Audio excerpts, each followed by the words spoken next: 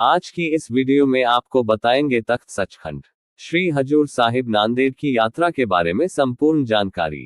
तख्त सचखंड श्री हजूर साहिब महाराष्ट्र राज्य के नांदेड़ शहर में गोदावरी नदी के पास स्थित है। यहां पहुंचने के लिए आज देश के कोने कोने से बस, हवाई जहाज और ट्रेनों की सुविधाएं सुगमता से उपलब्ध है।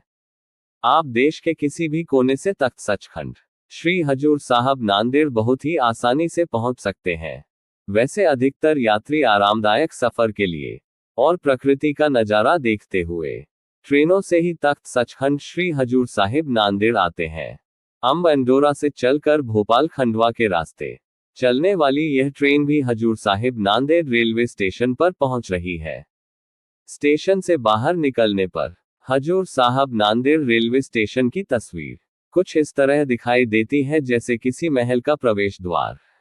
महाराष्ट्र का एक खूबसूरत railway station Hazur Sahib Nanded railway station परिसर में ही आपको गुरुद्वारे की सफेद रंग की अनेकों बसें नजर आएंगी। सचखंड श्री हजूर साहिब गुरुद्वारा प्रबंधकों द्वारा देश विदेश से आने वाले यात्रियों के लिए यह बस सेवा निःशुल्क चलाई जा रही है। इन्हीं बसों में बैठकर आप अपनी इच्छा अनुसार किसी भी गुरुद्वारे के लिए जा सकते हैं। यहाँ रुकने के लिए कमरों की व्यवस्था सभी जगह उपलब्ध है। अगर आप गुरुद्वारा लंगर साहिब में कमरा लेना चाहते हैं तो आप गुरुद्वारा लंगर साहिब की बस में बैठकर वहां जा सकते हैं। और अगर आप तख्त श्री सचखंड हजूर साहिब के परिसर में कमरा लेना चाहते हैं तो आप तख्त श्री सचखंड हजूर साहिब वाली बस में बैठकर जा सकते हैं।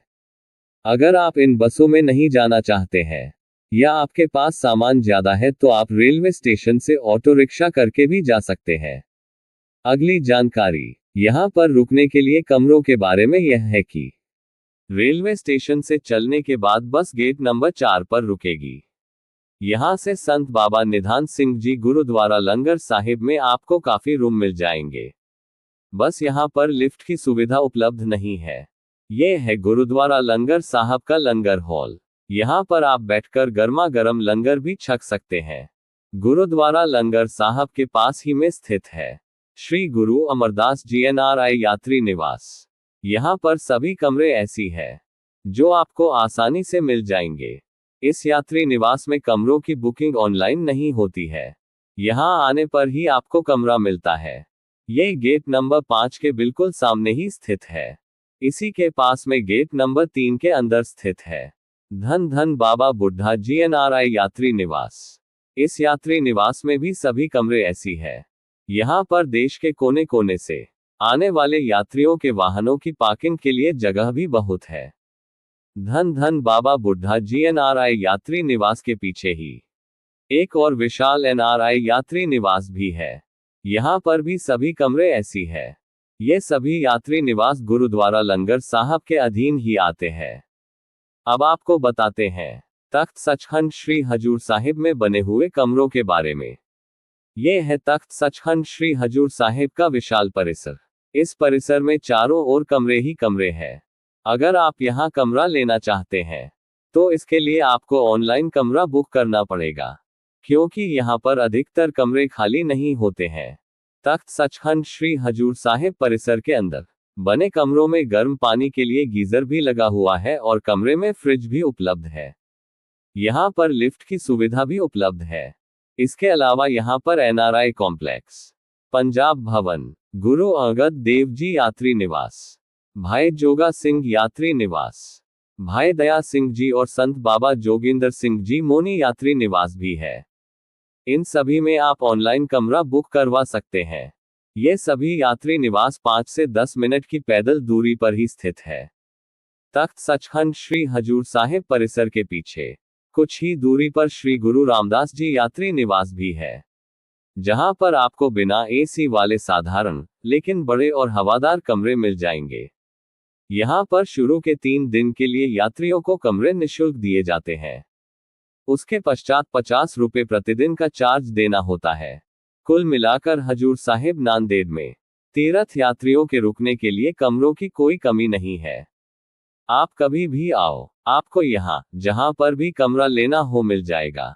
लेकिन होली, दीपावली, दशहरा, गुरु गोविंद सिंह का गुरुपूरब और नए साल पर यहाँ पर कमरा मिलना थोड़ा बहुत मुश्किल हो जाता है, इस बात का जरा ध्यान रखें। आइए अब हम तख्त सचखंड श्री हजूर साहिब गुरुद्वारे के दर्शन करते हैं। ये है गुरुद्वारा तख्त सचखंड श्री हजूर साहिब। वाह जी वाह, वाह जी वाह, तन मन होए निहाल, जा गुर देखा सामने, किन्ना सोना नजारा लग रहा है सचखंड हजूर साहिब जी दा। वाहेगुरु वाहेगुरु वाहेगुरु। तख्त सचखंड श्री हजूर साहिब अब चल नगर साहब के नाम से भी जाना जाता है। सिख धर्म के 5 तख्तों में से एक ये है। इस गुरुद्वारे का निर्माण 1832 से 1837 के बीच महाराजा रणजीत सिंह द्वारा किया गया था। हजूर साहिब वह स्थान है जहां गुरु गोविंद सिंह जी ने 1708 में अपना शिविर लगाया था। गुरु गोविंद सिंह जी ने यहां अपना दरबार और मंडली आयोजित की थी। तख्त सचखंड श्री हजूर साहिब के आसपास कुछ ऐतिहासिक गुरुद्वारे भी हैं जिनका अपना इतिहास है। ऐसे सभी ऐतिहासिक गुरुद्वारों के दर्शन के लिए गुरुद्वारा प्रबंधकों द्वारा यात्रियों की सुविधा के लिए सशुल्क बस सेवा उपलब्ध रखी गई है। लेकिन मैंने यहाँ पर एक प्राइवेट ऑटो रिक्शा बुक की है। आओ इसी ऑटो रिक्शा में चलते हुए उन सभी ऐतिहासिक गुरुद्वारों के दर्शन करके वहां का इतिहास भी जानते हैं। तो सबसे पहले हम चल रहे हैं गुरुद्वारा माल टेकड़ी साहब। ये गुरुद्वारा नांदेड़ में तख्त श्री हजूर साहिब से सड़क मार्ग से लगभग 5 किलोमीटर की दूरी पर स्थित है। कहा जाता है कि एक मुस्लिम पीर सैयद शाह हुसैन यहाँ रहा करते थे। उन्हें लकड़ शाह फकीर के नाम से भी जाना जाता था। गुरुद्वारे के पीछे पीर सैयद शाह हुसैन लकड़ की कब्र देखी जा सकती है। बीदर की तरफ जाते समय गुरु नानक ने लकड़ शाह फकीर से कहा था, इस स्थान पर बड़ी मात्रा में धन गड़ा हुआ है, जिसकी बाद में उनके उत्तराधिकारी को आवश्यकता होगी। आपको उस स्थान की देखभाल तब तक करनी होगी जब तक कि उत्तराधिकारी न आ जाए जिसे धन की आवश्यकता होगी। धन की सुरक्षा के लिए आपको प्रतिदिन 2 अशर्फियां मिलेंगी। ऐसा कहा जाता है कि लकड़ शाह फकीर गुरु गोविंद सिंह के आने तक जीवित रहे और उन्होंने इस स्थान पर गड़ा हुआ धन उन्हें सौंप दिया।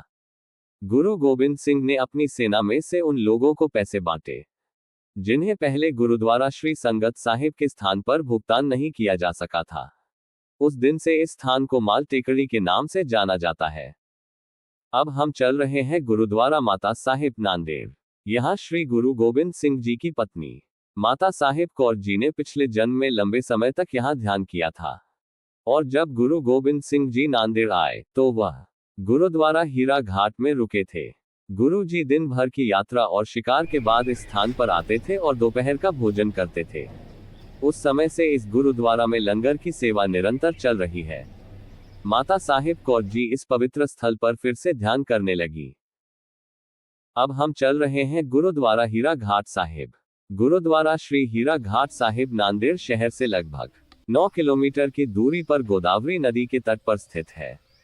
यह वह स्थान है जहां श्री गुरु गोविंद सिंह जी ने नांदेड़ पहुंचने पर सबसे पहले शिविर लगाया था। सम्राट बहादुर शाह ने यहीं पर श्री गुरु गोविंद सिंह जी से मुलाकात की और गुरु जी को एक हीरा भेंट किया। गुरु गोविंद सिंह जी ने हीरा नदी में फेंक दिया। बहादुर शाह को बुरा लगा। उसने सोचा कि एक फकीर होने के नाते गुरु जी को हीरे का मूल्य नहीं पता। गुरु गोविंद सिंह ने बादशाह को नदी में जाकर अपना हीरा देखने के लिए कहा। बादशाह ये देखकर आश्चर्यचकित रह गया कि नदी का तल गुरु गोविंद सिंह को दिए गए हीरे से भी अधिक कीमती हीरों से भरा हुआ था। अपने अहंकार से मुक्त होकर उसने गुरु के चरणों में सिर झुकाया। अब हम चल रहे हैं गुरुद्वारा शिकार घाट साहिब। वास्तुकला का एक सुंदर नमूना है जो गोदावरी नदी के तट के पास एक छोटी पहाड़ी पर स्थित है जिसके पीछे ऊंचे जंगल है। सचखंड श्री हजूर साहिब से इसकी दूरी लगभग 6 किलोमीटर है। इस तीर्थस्थल के बारे में ऐसा कहा जाता है कि गुरु गोविंद सिंह जी शिकार का पीछा करते हुए यहाँ आए और एक खरगोश को मार डाला जो पूर्व जन्म में भाई मूला था। वह अपनी यात्राओं के दौरान गुरु नानक देव जी के साथ था। एक बार जब गुरु नानक देव जी उनसे मिलने गए तो मूला ने गुरु से परहेज किया और इस डर से छिप गया कि कहीं गुरु नानक देव जी उसे किसी लंबी यात्रा पर न ले जाएं। तब से उनकी पश्चातापी आत्मा विभिन्न उपमानव शरीरों में भटक रही थी। गुरु गोविंद सिंह जी ने अपने बाण के स्पर्श से उसे मुक्त नहीं कर दिया। अब हम चल रहे हैं गुरुद्वारा संगत साहिब नांदेड़। गुरुद्वारा संगत साहिब पुराने नांदेड़ शहर के अंदर है। गुरु नानक देव की यात्रा के समय से पहले से ही नांदेड़ में सिख संगत मौजूद थी।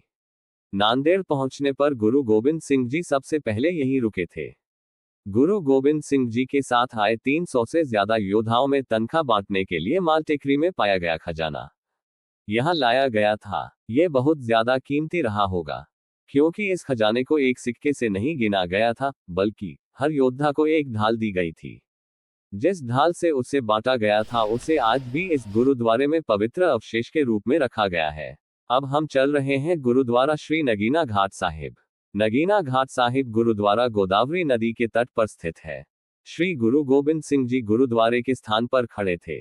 गुरु गोबिंद सिंह जी नदी के बहाव को देख रहे थे और कुछ सिख उनकी देखभाल कर रहे थे। एक धनी व्यापारी जो अपने धन पर गर्व करता था, गुरु गोबिंद सिंह जी के पास आया और उन्हें एक बहुमूल्य नगीना भेंट किया। गुरु गोबिंद सिंह जी ने रत्न को नदी में फेंक दिया। व्यापारी भयभीत हो गया और उसने कहा कि गुरु साहिब ने उसके उपहार का मूल्यांकन नहीं किया और इसे पत्थर समझकर फेंक दिया। गुरु गोबिंद सिंह जी को दया आ गई और उन्होंने व्यापारी से नदी से नगीना ले जाने को कहा। जब व्यापारी पानी में उतरा तो उसे आश्चर्य हुआ कि वहां चमचमाते रत्नों का ढेर लगा हुआ था, जो उसके द्वारा दिए गए रत्नों से कहीं अधिक अच्छे थे। अपने झूठे अभिमान से मुक्त होकर व्यापारी गुरु गोबिंद सिंह जी के चरणों में गिर पड़ा। आज गुरुद्वारा एक ऊंचे चबूतरे पर स्थित है, जिसमें एक वर्गाकार हॉल है, जिसमें गुरु ग्रंथ साहिब जी सफेद संगमरमर की छत्र छायादार पालकी पर विराजमान है। गुरुद्वारा श्री नगीना घाट साहब के पास ही में गोदावरी नदी के तट पर जाने के लिए सीढ़ियां बनी हुई है। इसी गोदावरी नदी के तट से हर रात को अस्त्र शस्त्र की सेवा के लिए एक गागर में जल भरकर तख्त सचखंड श्री हजूर साहब गुरुद्वारा ले जाया जाता है। रात को 2 बजे तख्त सचखंड श्री हजूर साहिब गुरुद्वारा के प्रमुख सेवादार गागर लेकर आगे आगे चलते हैं और साथ में सैकड़ों श्रद्धालु यात्री पैदल चलते और सतनाम वाहेगुरु का सिमरन करते हुए गोदावरी नदी के इसी तट पर आते हैं और नदी से गागर में जल भरकर वापस तख्त सचखंड श्री हजूर साहब गुरुद्वारा के लिए जाते हैं। इस यात्रा को गागर की सेवा के नाम से जाना जाता है। तख्त सचखंड श्री हजूर साहिब गुरुद्वारे में इसी गोदावरी के जल से सेवा इत्यादि का कार्य करने के पश्चात रात को 3 बजे दीवान सजाया जाता है और पहली अरदास की जाती है। अब हम चल रहे हैं गुरुद्वारा बंदा घाट साहिब। ये नगीना घाट गुरुद्वारा से लगभग 400 मीटर ऊपर की ओर स्थित है। यहीं पर माधोदास नामक एक उग्र स्वभाव वाले और हठी बैरागी साधु का निवास था। गुरु गोविंद सिंह जी ने दादू द्वार के महंत जैत राम से उनके बारे में सुना था। उनका असली नाम लक्ष्मण दास था। वे जम्मू और कश्मीर के राजौरी के मूल निवासी थे। जन्म से राजपूत होने के कारण उन्होंने युद्ध कला में प्रशिक्षण लिया था और शिकार का शौक रखते थे। संयोग से उनके हाथों एक गर्भवती हिरणी की हत्या ने उन्हें एक पश्चातापी पापी में बदल दिया था। गुरु गोविंद सिंह नांदेड़ पहुंचने के कुछ दिनों के भीतर ही उनसे मिलने यहां आए। माधोदास उस समय अपने आश्रम में नहीं थे और गुरु गोविंद सिंह जी ने उनका इंतजार करने का फैसला किया। बैरागी की हिम्मत को परखने के लिए गुरु गोविंद सिंह जी ने जानबूझकर बैरागी की कुछ बकरियों का वध करवाकर उसे भड़काया था। अपने आश्रम में लौटने पर उन्हें अपवित्रता के बारे में पता चला। उन्होंने तुरंत अपनी गुप्त शक्तियों का आह्वान किया, लेकिन उन्हें अप्रभावी पाकर उन्होंने तुरंत गुरु गोविंद सिंह जी के चरणों में आत्मसमर्पण कर दिया। गुरु गोविंद सिंह जी ने उसे आशीर्वाद दिया और उसे अपने पैरों पर खड़ा किया। बाद में उन्होंने माधोदास को खंडेदी पाहुल दिया और उसका नाम बदलकर बंदा सिंह बहादुर रख दिया। अब हम चल रहे हैं अंतिम पड़ाव, घोड़ों के अस्तबल की ओर। ये है घोड़ों का अस्तबल।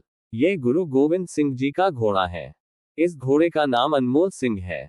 देश विदेश से तख्त सचखंड श्री हजूर साहिब आने वाली संगत इस घोड़े के दर्शन करने के लिए बेताब रहती है। सुबह से शाम तक इस घोड़े के दर्शन के लिए बड़ी संख्या में लोग अस्तबल आते रहते हैं। मौसम साफ हो तो इस अनमोल सिंह घोड़े को सुबह शाम 6 से 8 बजे तक यात्रियों के दर्शनार्थ तख्त सचखंड श्री हजूर साहिब गुरुद्वारे के सामने लाया जाता है। होली, दशहरा, दीपावली और गुरु गोविंद सिंह जी के गुरुपुरब पर इस अनमोल सिंह घोड़े को विशेष रूप से सजा धजा कर अब चल नगर में भ्रमण करवाया जाता है। आज की वीडियो में बस इतना ही। तख्त सचखंड श्री हजूर साहिब से वापसी यात्रा करते हुए आप सभी दर्शकों से यही कहना चाहूंगा कि इस वीडियो में दी गई जानकारी आपको अच्छी लगी हो तो इस वीडियो को लाइक और शेयर करने के साथ साथ मेरे चैनल इंदौरी सरदार जी को सब्सक्राइब जरूर कर दे। आपके लिए एक जरूरी जानकारी यह भी है कि फिटनेस पर आधारित 60+ फिटनेस ऑन रोड नाम से मेरा नया चैनल इंस्टाग्राम और यूट्यूब पर अतिशीघ्र ही शुरू होने वाला है, जिसमें आपको स्वस्थ रहने और शरीर को फिट रखने के लिए अनेकों प्रकार की जानकारियां मिलेगी। वीडियो देखने के लिए बहुत बहुत धन्यवाद।